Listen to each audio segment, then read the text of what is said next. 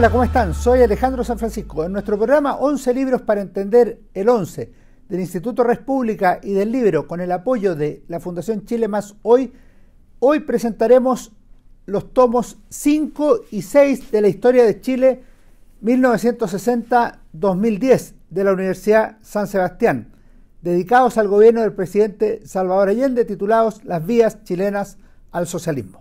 La historia de Chile 1960-2010 es una obra colectiva que lleva adelante la Universidad San Sebastián, que investiga el último cuarto del Bicentenario de Chile. A la fecha ya se han publicado 6 tomos. El tomo 1, La democracia, esperanzas y frustraciones, Chile a mediados del siglo XX.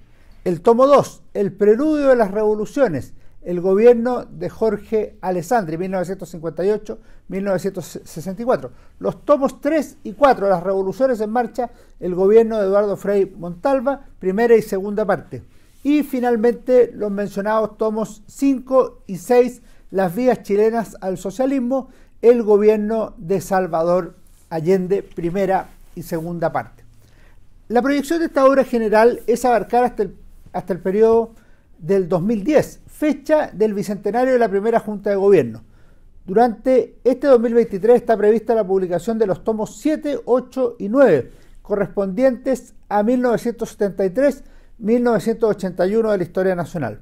El proyecto cuenta con la dirección general de Alejandro San Francisco, es decir, mía, y participan como coautores José Manuel Castro, Milton Cortés, Miriam Duchens, Gonzalo Larios y Ángel Soto. En el tomo 2, sobre el gobierno de Jorge Alessandri, la obra contó con la colaboración de Sergio Carrasco de la Universidad de Concepción. En tanto, en los tomos 5 y 6, Montserrat Risco contribuyó como coautora, precisamente sobre la unidad popular. Una característica de esta obra es su estructura, ordenada por un criterio político basado en los gobiernos del periodo. Sin embargo, cada tomo o conjunto de tomos aborda una variedad de temas, desde luego la disputa por el poder y la evolución de los gobiernos y partidos, asimismo el desarrollo de la economía y la sociedad. Hay un examen de las relaciones internacionales de cada administración. Por último, se incluye un enfoque temático que incluye la cultura, la educación, la religión y la Iglesia Católica. De esta manera, cada periodo procura ser abordado desde ángulos diversos. No se trata de una mera historia de la sucesión de los gobiernos y la política, sino que también proporciona una comprensión más amplia de la vida del país en un momento histórico determinado. Vamos a Allende y la izquierda chilena, un largo camino hacia la moneda. El libro comienza, los tomos 5 y 6, con una biografía de Salvador Allende, que nació en 1908 y fue uno de los principales líderes de la izquierda chilena durante el siglo XX. Militó en el Partido Socialista, fundado en 1933. Fue ministro de Salubridad del presidente Pedro Aguirre Cerda, tiempo en el que publicó su libro La realidad médico-social chilena en 1939. Fue elegido senador en 1945 y reelegido para el mismo cargo en 3 ocasiones más, 1953, 1961 y 1969. Compitió en reiteradas ocasiones para la presidencia de la República, en 52, 58 y 64. Mantuvo contactos internacionales y una activa vida política en Chile. Es importante destacar un aspecto particular de su trayectoria. A pesar de haber mantenido una vida democrática larga y reconocida, que Allende esgrimiría como garantía de que conservaría la democracia durante la Unidad Popular, también manifestó una permanente adhesión a dictaduras e incluso totalitarismos socialistas en distintos lugares del mundo. En este sentido destaca su discurso de homenaje a Stalin en 1953, en su muerte, así como su adhesión a Fidel Castro a partir del triunfo de la Revolución Cubana en 1959. Sin perjuicio de lo anterior, es claro que Salvador Allende se consagró a la llamada vía chilena al socialismo, es decir, a competir por la presidencia de la República de acuerdo con la Constitución y las leyes de Chile, a pesar de la fascinación que sintió por la Revolución Cubana, por el socialismo insurreccional y por el Che Guevara también. Participó además en la Organización Latinoamericana de Solidaridad, que proclamó la vía armada en el continente, mientras que su partido socialista validó en 1967 la violencia revolucionaria, considerando que era inevitable y legítima para llegar al poder. En eso había influido sin duda el impacto guerrillero continental, y la derrota del propio Allende en la elección de 1964, que llevó al demócrata cristiano Eduardo Frei Montalva a la moneda. A pesar de todo ello, el Partido Socialista y el Comunista, a través del Frente de Acción Popular FRAP, persistieron desde 1956 en la idea de llegar al gobierno por vías institucionales. Pese a que el Partido Socialista y el interior mismo de la Unidad Popular lo consideraban como una opción ya desgastada, Allende fue el candidato presidencial de la izquierda chilena en las elecciones presidenciales de 1970.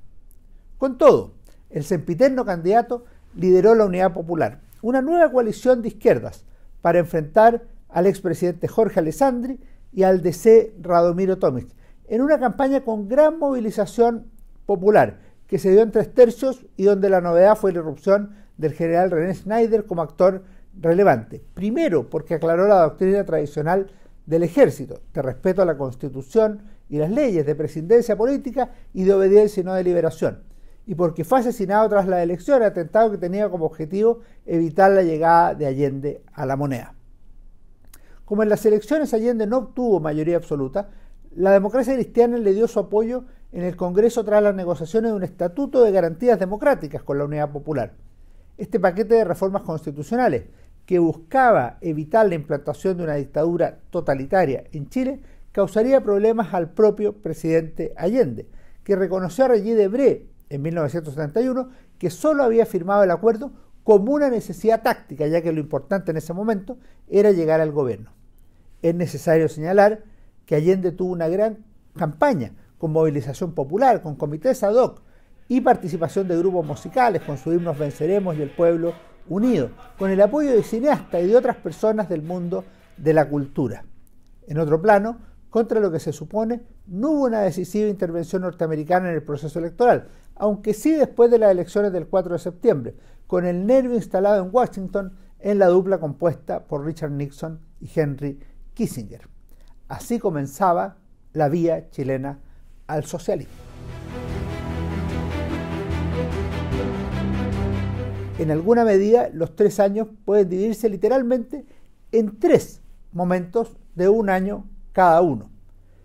El primer año se extiende desde noviembre de 1970, cuando Allende llega a la moneda, hasta la visita de Fidel Castro en noviembre del 71, y se caracteriza por los mayores éxitos de la Unidad Popular, tanto electorales, en elecciones municipales, como económicos y simbólicos, lo que se puede apreciar en la nacionalización del cobre, aprobada por la unanimidad del Congreso Nacional, y la obtención del Premio Nobel de Literatura por parte de Pablo Neruda, que es un gran triunfo cultural y simbólico para la izquierda. El segundo año va desde la larga visita del dictador cubano Fidel Castro hasta el paro de octubre de 1972. Ahí comienzan los problemas económicos, que más tarde se irán profundizando: el desabastecimiento, el mercado negro, las colas y la inflación, que le provocaron un daño político irreparable a la Unidad Popular. Además, ese año se aprobó la primera acusación constitucional contra el ministro José Toá, y también se produjo la unión fáctica y luego pactada entre el Partido Nacional y la Democracia Cristiana a través de la Confederación Democrática, CODE, que competiría contra la Unidad Popular. Finalmente, el tercer año se extendió desde el nombramiento del Gabinete UP Generales, el 2 de noviembre de 1972, hasta el 11 de septiembre de 1973. Dedicaremos más tiempo a analizar esta última etapa del gobierno del presidente Salvador Allende. Con todo, es necesario comprender una cosa: a pesar de una oposición cada vez más activa y con presencia en las calles y en diversos sectores, la verdad es que el gobierno también tuvo apoyo durante su administración, como muestra este libro, aunque fuera minoritario respecto de la oposición. La obra muestra que la Unidad Popular logró concitar respaldo de diversos actores de la población, así como hubo grupos que se sumaron con entusiasmo particular, como el mundo de la cultura e incluso algunos sacerdotes que darían vida a los llamados cristianos por el socialismo en Chile, lo que está tratado en la parte de la Iglesia. Si bien el primer año del presidente Allende fue el que tuvo mayor apoyo y logros, la verdad es que vale la pena analizar una cita del gobernante recién llegado a la moneda, pronunciada en un discurso en el Estadio Nacional el 5 de noviembre de 1970. Refiriendo a Engels, uno de los autores más importantes del pensamiento revolucionario mundial, Allende sostuvo: puede concebirse, en palabras de Engels, la evolución pacífica de la vieja sociedad hacia la nueva en los países donde la representación popular concentra en ella todo el poder, donde de acuerdo con la Constitución se puede hacer todo lo que se desee desde el momento en que se tiene tras de sí a la mayoría de la nación. Y este es nuestro Chile. Aquí se cumple por fin la anticipación de Engels. Así lo señaló Salvador Allende en su primer discurso después de haber asumido el gobierno. Claro, cuando uno mira esto, es evidente que Engels hace un planteamiento inteligente, lógico. De alguna manera, esta fórmula fijaba la vía refrendada en el primer mensaje del Congreso Pleno del 21 de mayo de 1971, pero también las limitaciones que encontraría el presidente Allende en la moneda durante los 3 años de gobierno, especialmente en 1973, el año de la crisis final, que es lo que analizaremos ahora, la crisis de 1973 y el fin de la Unidad Popular.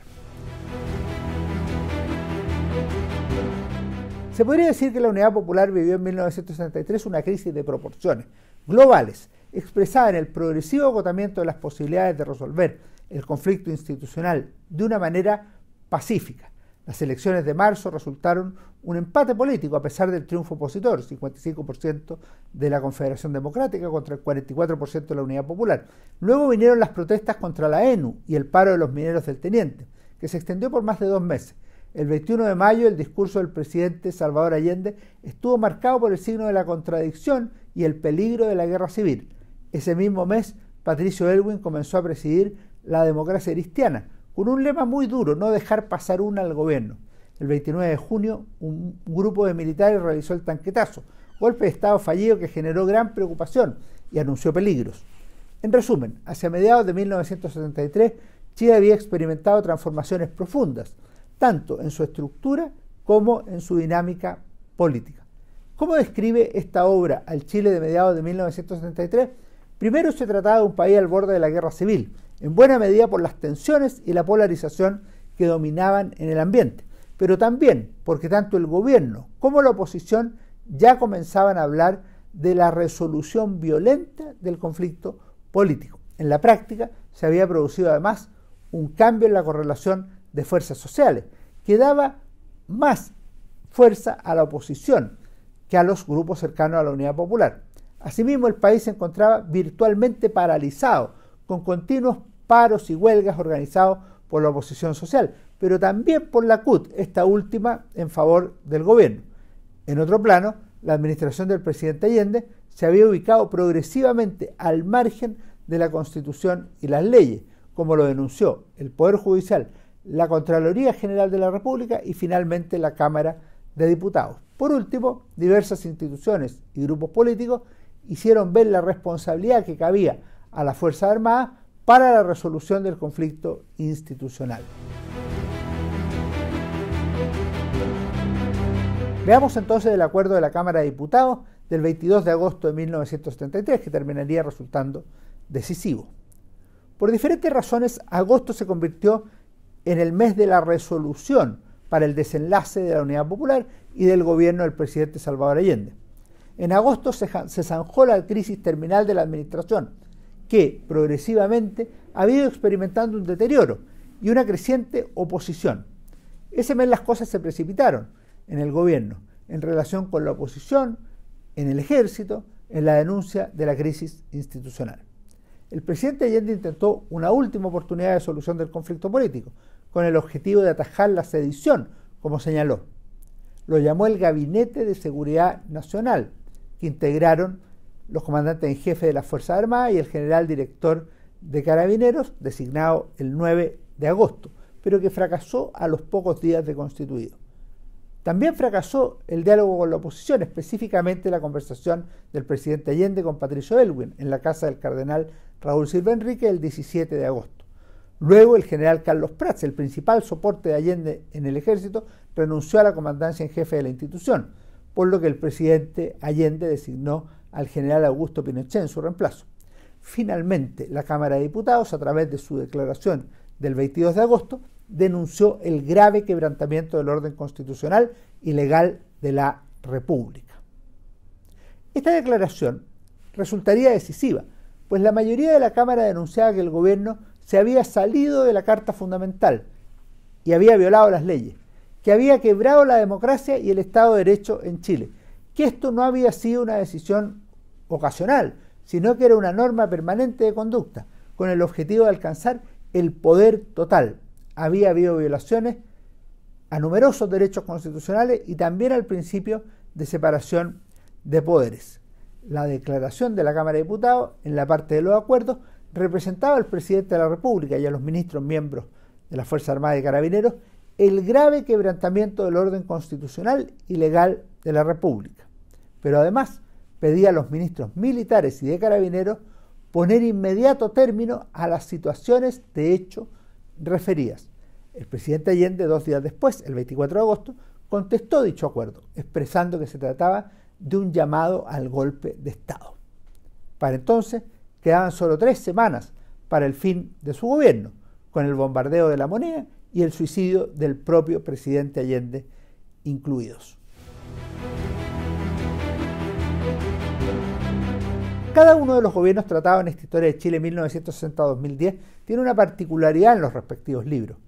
El inicio y el final de cada gobierno cuenta con un capítulo que se podría llamar bisagra, que permite comprender las continuidades y rupturas que se producen en cada administración, así como señalar el lugar del gobierno en cuestión dentro de la obra en general. En el caso del gobierno de la Unidad Popular, hemos presentado uno de estos capítulos en el tomo 5, titulado Democracia, Marxismo y Militares, Chile y la ruptura del orden institucional en 1973. Abre el capítulo. Por su parte, el capítulo de cierre en el tomo 6 está bajo el título El 11 de septiembre y el fin de una época. En ambos casos se procura una visión más ensayística e interpretativa, de conjunto, en este caso sobre el gobierno de la Unidad Popular y la vía chilena al socialismo. El capítulo final permite tanto hacer un balance del gobierno del presidente Allende y del fin del régimen que rigió en Chile bajo la Constitución de 1925, como anunciar el Chile que vendría en los años y décadas siguientes, marcado por cambios profundos en la estructura socioeconómica del país y también en su organización política. En este sentido, parece clave comprender en primer lugar que la ruptura de la democracia tuvo una explicación pluricausal, que los tomos de las vías chilenas al socialismo concentran en los siguientes factores. En primer lugar, en la polarización y el odio político. En segundo término, en el proceso de politización de las Fuerzas Armadas y de militarización de la política. En tercer término, en la discordia institucional existente, con variadas expresiones. En cuarto lugar, en la noción misma de democracia, que entró en contradicciones ideológicas y prácticas. En quinto lugar, en la violencia política creciente y el riesgo anunciado de la guerra civil. A todo esto se sumaba un problema estructural. Si era o no posible una transición al socialismo alternativa a la revolución violenta, como la planteada por la Unidad Popular para Chile. Teóricamente era así, tal como lo había planteado Engels, según lo había recordado el presidente Salvador Allende al asumir su gobierno. Sin embargo, había un problema fáctico. La Unidad Popular nunca tuvo la mayoría social ni la mayoría del órgano representativo necesarias para hacer realidad la profecía del teórico de la revolución. En otras palabras, la doble minoría de la UP era una contradicción esencial que imposibilitaba llevar adelante la vía chilena al socialismo. En otros planos, el 11 de septiembre marcó un hito decisivo, un antes y un después en la vida política nacional.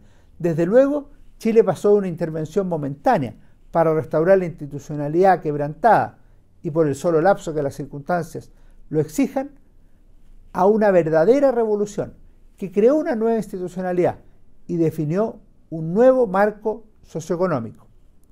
Esto significó, en buena medida, el fin de la era de las revoluciones, que se había iniciado a la par con la Revolución Cubana y había marcado a Chile entre 1959 y 1973. También se produjo el término de los llamados tres tercios y, en buena medida, la política comenzó a identificarse con dos polos, cuestión que ya había ocurrido bajo la Unidad Popular, según la fórmula marxismo-antimarxismo, que luego se repetiría en los años siguientes de acuerdo a la dicotomía Pinochet-anti-Pinochet. En cuanto a la figura de Allende, se pasó de la política y la historia al mito, lo que pervivirá durante muchas décadas. En cuanto al Estado, prácticamente omniabarcante hasta 1973, se produjo un cambio posterior que implicó el paso hacia el Estado subsidiario y el fomento de la iniciativa privada como motor del desarrollo. En parte, Chile también vivió una transformación del lenguaje político, y la revolución, la lucha de clases o el socialismo dieron paso a otras nociones que se prolongarían por varias décadas. Finalmente, como suele ocurrir en este tipo de crisis históricas, la democracia burguesa, execrada y humillada durante años por el marxismo, pasó a ser extrañada y valorada, lo que sería un gran motor de aprendizaje político en los años siguientes.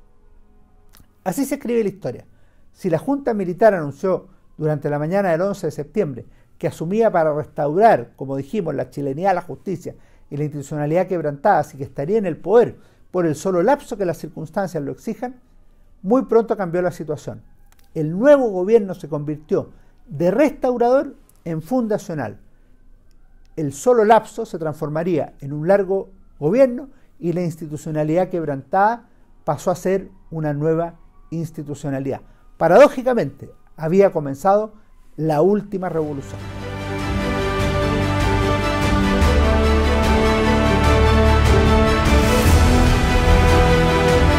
El Líbero, la realidad como no la habías visto. Haz que estos contenidos lleguen más lejos haciéndote miembro de la Red Líbero.